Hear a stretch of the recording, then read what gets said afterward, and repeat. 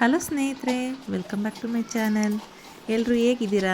ಎಲ್ಲರೂ ಚೆನ್ನಾಗಿದ್ದೀರಾ ಅಂತ ಭಾವಿಸ್ತಾ ಲಾಗ್ನ ಶುರು ಮಾಡ್ತಾಯಿದ್ದೀನಿ. ಇವತ್ತಿನ ದಿನ ಲಾಗ್ನಲ್ಲಿ ಅದೇ ಬೀಗ್ರೂಟ ಅಕ್ಕನ ಮಗಂದು ಹೋಗ್ತಾಯಿದ್ದೀವಿ. ರೆಡಿ ಆಗ್ತಾಯಿದ್ದೀನಿ. ಮಕ್ಕಳನ್ನೆಲ್ಲ ಮುಂಚೆನೇ ರೆಡಿ ಮಾಡಿದ್ದೆ. ಫಸ್ಟು ಮಕ್ಕಳನ್ನ ರೆಡಿ ಮಾಡಿಬಿಡ್ತೀನಿ. ನನ್ನ ಇಲ್ದವ್ರೆ ರೆಡಿಯಾಗಿ ಬಿಡಲ್ಲ ಅವರು. ಫಸ್ಟ್ ಅವ್ರು ರೆಡಿ ಮಾಡಿಬಿಟ್ರೆ ನಾನು ಬೇಗ ಬೇಗ ರೆಡಿ ಆಗ್ಬೋದು ಅಂದ್ಬಿಟ್ಟು ಫಸ್ಟ್ ಮಕ್ಕಳನ್ನ ರೆಡಿ ಮಾಡಿದೆ. ನಂಗೆ ಸ್ವಲ್ಪ ಹೇರ್ ಸ್ಟೈಲ್ ಮಾಡ್ಕೊಳ್ಳೋದೇ ಹಿಂಸೆ ಅನ್ನಿಸ್ತಿತ್ತು. ಯಾವ ಥರ ಮಾಡ್ಕೊಳ್ಳಿ, ಸುಮ್ಮನೆ ಕ್ಲಿಪ್ ಹಾಕಬಿಡ್ಲ ಅಂತ. ಆಮೇಲೆ ಹೆಂಗೋ ಇದನ್ನು ಸಿಂಪಲಾಗಿ ಮಾಡಿಕೊಂಡೆ.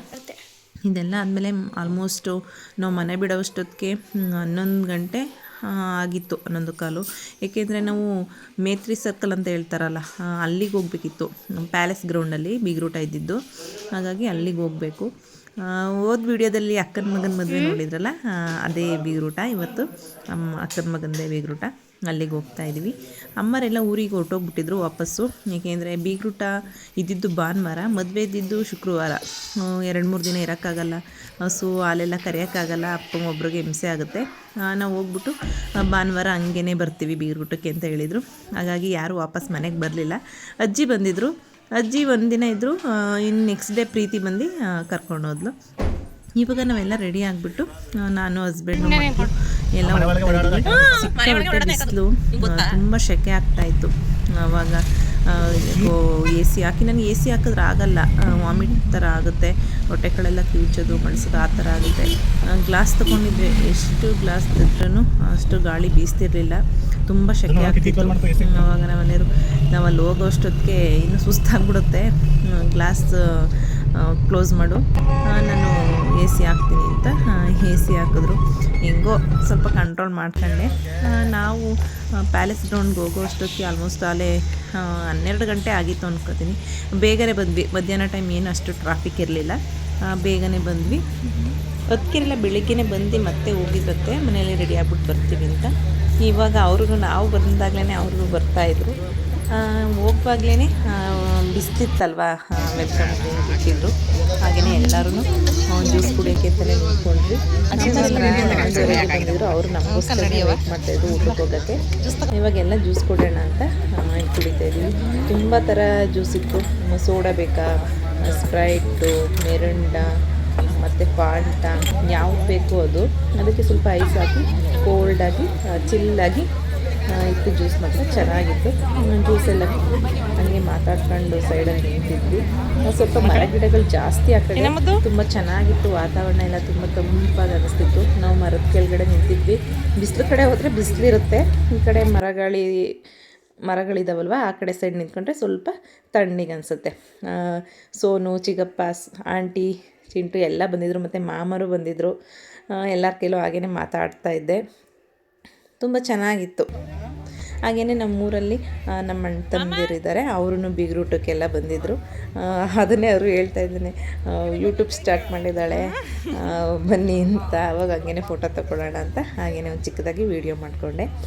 ಇವರೆಲ್ಲ ನಮ್ಮ ಅಣ್ಣ ತಮ್ಮಂದಿರು, ನಮ್ಮ ಅಣ್ಣದಿರು, ಚಿಕ್ಕಪ್ಪದಿರಾಗಬೇಕು, ಅಣ್ಣದಿರು ಅಂತಿದ್ದೀನಿ, ಸಾರಿ. ಹೀಗೇ ಇದೆಲ್ಲ ಆದಮೇಲೆ ಈ ಕಡೆ ಸ್ಟಾರ್ಟರ್ಸ್ ಇಟ್ಟಿದ್ರು. ಸ್ವಲ್ಪ ಜ್ಯೂಸ್ ಎಲ್ಲ ಕುಡ್ದು ಹಾಗೆಯೇ ಮಾತಾಡ್ಕೊಂಡು ನಿಂತಿದ್ವಿ. ಆಮೇಲೆ ಸ್ಟಾರ್ಟರ್ಸ್ ಇಟ್ಟಿದ್ರು. ಇದು ಸೋಲೆ ಕಬಾಬ್ ಅಂತ ಹೇಳ್ತಾರಲ್ಲ, ಅದು ಸ್ಟಾರ್ಟರ್ಸ್. ಇದು ತುಂಬ ಚೆನ್ನಾಗಿತ್ತು ಮಾತ್ರ. ಇದರಲ್ಲಿ ಮೂಳೆ ಏನೂ ಇರಲ್ಲ, ಬೋನ್ಲೆಸ್. ಇದು ತುಂಬ ಚೆನ್ನಾಗಿತ್ತು, ಟೇಸ್ಟಿಯಾಗಿ ತುಂಬ ಚೆನ್ನಾಗಿತ್ತು. ಎಷ್ಟು ಬೇಕಾದರೂ ತಿನ್ಬೋದು. ಸ್ಟಾರ್ಟರ್ಸ್ನೇ ಅಷ್ಟು ತುಂಬ ತಿನ್ಬಿಟ್ರೆ ಊಟ ಮಾಡೋಕ್ಕಾಗಲ್ಲ ಅಂತ ಸ್ವಲ್ಪ ಲೈಟಾಗಿ ತೊಗೊಂಡ್ವಿ. ತುಂಬ ಚೆನ್ನಾಗಿತ್ತು. ಸೋಲೆ ಕಬಾಬ್ ಅಂತೂ ನಾವೆಲ್ಲ ಸೋಲೆ ಕಬಾಬೆಲ್ಲ ತಿಂದ್ಕೊಂಡು ಈ ಕಡೆ ಸೈಡ್ ಹಾಗೆ ನಿಂತಿದ್ವಿ. ಮಕ್ಕಳಿಲ್ಲಿ ಐಸ್ನ ಕ್ರಷ್ ಮಾಡಿ ಇಟ್ಟಿದ್ರು ಆ ಸೈಡು. ತಿನ್ಕೊಂಬರ್ತೀವಿ, ಟೇಸ್ಟ್ ಹೆಂಗಿದೆ ಅಂತ ನೋಡ್ಕೊಬರ್ತೀವಿ ಅಂತ ಹೋಗಿದ್ರು. ತಿಂತಾಯಿದ್ದಾಗ ಅವ್ರಿಗೇನೋ ಒಂಥರ ಇಷ್ಟ ಆಗಿದೆ. ಈ ಐಸ್ ಕ್ಯಾಂಡಿ ಬರುತ್ತಲ್ಲ, ಐಸ್ ಕ್ಯಾಂಡಿನ ಕ್ರಷ್ ಮಾಡಿಬಿಟ್ಟು ಕೊಡ್ತಾರೆ ಇಲ್ಲಿ. ಅದು ತುಂಬ ಚೆನ್ನಾಗಿತ್ತು. ಅದು ಡಿಫ್ರೆಂಟ್ ಫ್ಲೇವರಲ್ಲಿರುತ್ತೆ. ಪೈನಾಪಲ್ಲು ಮತ್ತು ವಾಟರ್ ಮೆಲನ್ನು, ಸ್ಟ್ರಾಬೆರಿ ಆ ಫ್ಲೇವರ್ ಇರುತ್ತೆ. ಐಸ್ ಕ್ಯಾಂಡಿನೇ ಕ್ರಷ್ ಮಾಡಿಕೊಡ್ತಾರೆ, ಒಂಥರ ಪುಡಿ ಪುಡಿ ಐಸ್ ಥರ ಇರುತ್ತೆ. ಬಾಯಿಗೆ ಹಾಕಿದ ತಕ್ಷಣ ಕರ್ಗೋದಂಗೆ. ಆ ಬಿಸಿಲಿಗೂ ಅದಕ್ಕೂ ಏನೋ ಒಂಥರ ಚೆನ್ನಾಗಿತ್ತು. ಅದನ್ನೆಲ್ಲ ತಿಂದ್ಕೊಂಡು ಇನ್ನು ಊಟಕ್ಕೆ ಲೇಟ್ ಆಗಿಬಿಡುತ್ತೆ ಅಂತ ಊಟಕ್ಕೆ ಹೋದ್ವಿ.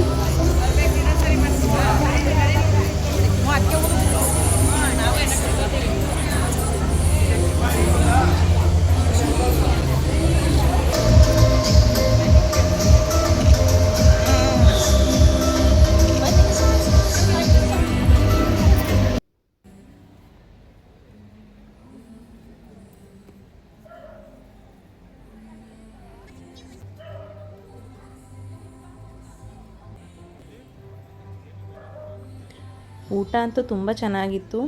ಎಲ್ಲ ಥರ ವೆರೈಟೀಸು ಮಾಡಿದರು. ಇದು ಪುದೀನ ಚಿಕನ್ ಇವಾಗ ಹಾಕಿದರು, ಲಾಲಿಪಪ್ಪು ಮತ್ತು ಫಿಶ್ ಕಬಾಬು, ಮಟನ್ ಸಾಂಬಾರು, ಮಟನ್ ಬಿರಿಯಾನಿ, ಮತ್ತು ಇಡ್ಲಿ, ಕೈಮಾ ಗೊಜ್ಜು, ದೋಸೆ, ತುಂಬ ಚೆನ್ನಾಗಿತ್ತು. ವೆರೈಟಿ ಫುಡ್ಡು ತುಂಬ ಚೆನ್ನಾಗಿತ್ತು. ಅದೆಲ್ಲ ತಿಂದ್ಕೊಂಡು ಇವಾಗ ಬೀಡ ಹತ್ರ ಬಂದ್ವಿ.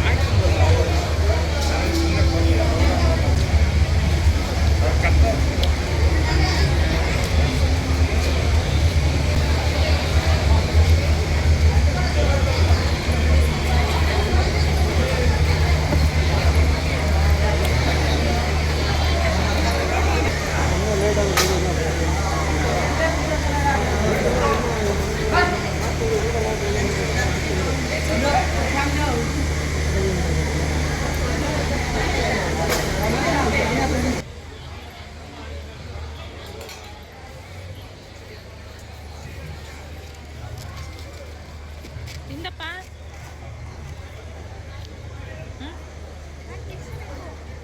ಏನು ಬೇಕು? ಫಿಶ್ ಇದ್ದಿದ್ದ ಚೆನ್ನಾದಾ?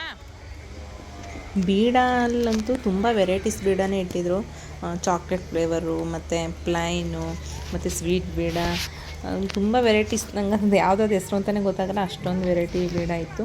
ಅದನ್ನಾದಮೇಲೆ ಮಾಮೂಲಿ ಎಲೆಡ್ಕೆ ಹಾಕ್ಕೊಳ್ಳೋರು, ಮತ್ತು ಎಲೆಡ್ಕೆ ಬರೀ ಸುಣ್ಣ ಆ ಥರದ್ದು ಇಟ್ಟಿದ್ರು. ಆಮೇಲೆ ಐಸ್ ಕ್ರೀಮು ಮತ್ತು ಸ್ವೀಟ್ಸು, ಯಾವ್ದು ವೆರೈಟಿ ಸ್ವೀಟ್ಸು. ಅದರಲ್ಲಂತೂ ಸ್ವೀಟ್ಸಲ್ಲಿ ಒಂದು 3-4 ಥರ ಸ್ವೀಟೇ ಇಟ್ಟಿದ್ರು. ತುಂಬ ಚೆನ್ನಾಗಿತ್ತು. ನಾವೆಲ್ಲ ನಿಂತ್ಕೊಂಡು ತಿನ್ನೋಕ್ಕಾಗಲ್ಲ ಅಂತ ಈ ಕಡೆ ಚೇರ್ ಹಾಕಿದ್ರಲ್ವ, ಅಲ್ಲಿ ಕುತ್ಕೊಂಡು ತಿಂತಾಯಿದ್ವಿ. ತುಂಬ ಬಿಸಿಲು. ಅದೆಲ್ಲ ಆದಮೇಲೆ ಅಮ್ಮರೆಲ್ಲ ಊರಿಗೆ ಹೊರಟೋಗ್ಬಿಟ್ರು. ಸಂಜೆ ನಸುನೆಲ್ಲ ಹಾಲು ಕರೆಯೋಕ್ಕಾಗಲ್ಲ, ಟೈಮ್ ಆಗಿಬಿಡುತ್ತೆ ಅಂತ ಅವರು ಬೇಗ ಹೊರಟೋದ್ರು. ಪ್ರೀತಿ ಮತ್ತು ದೊಡ್ಡಪ್ಪ ಅವ್ರು ಸ್ವಲ್ಪ ಲೇಟಾಗಿ ಬಂದರು, ಒಂದು 12:30 ಹಂಗೆ. ನಮ್ದು ಅಷ್ಟೊತ್ತು ಊಟ ಎಲ್ಲ ಮುಗ್ದಿತ್ತು. ಅವರು ಊಟ ಎಲ್ಲ ಮುಗಿಸ್ಕೊಂಡ್ಮೇಲೆ ಎಲ್ಲ ಮಾತಾಡ್ಕೊಂಡು ಹಾಗೆ ಕೂತಿದ್ವಿ, ಐಸ್ ಕ್ರೀಮ್ ತಿಂದ್ಕೊಂಡು. ಮಕ್ಕಳಾಗೇ ಆಟ ಆಡ್ತಾಯಿದ್ರು. ತುಂಬ ಚೆನ್ನಾಗಾಯಿತು ಫಂಕ್ಷನ್ ಅಂತೂ, ಖುಷಿ ಆಯಿತು.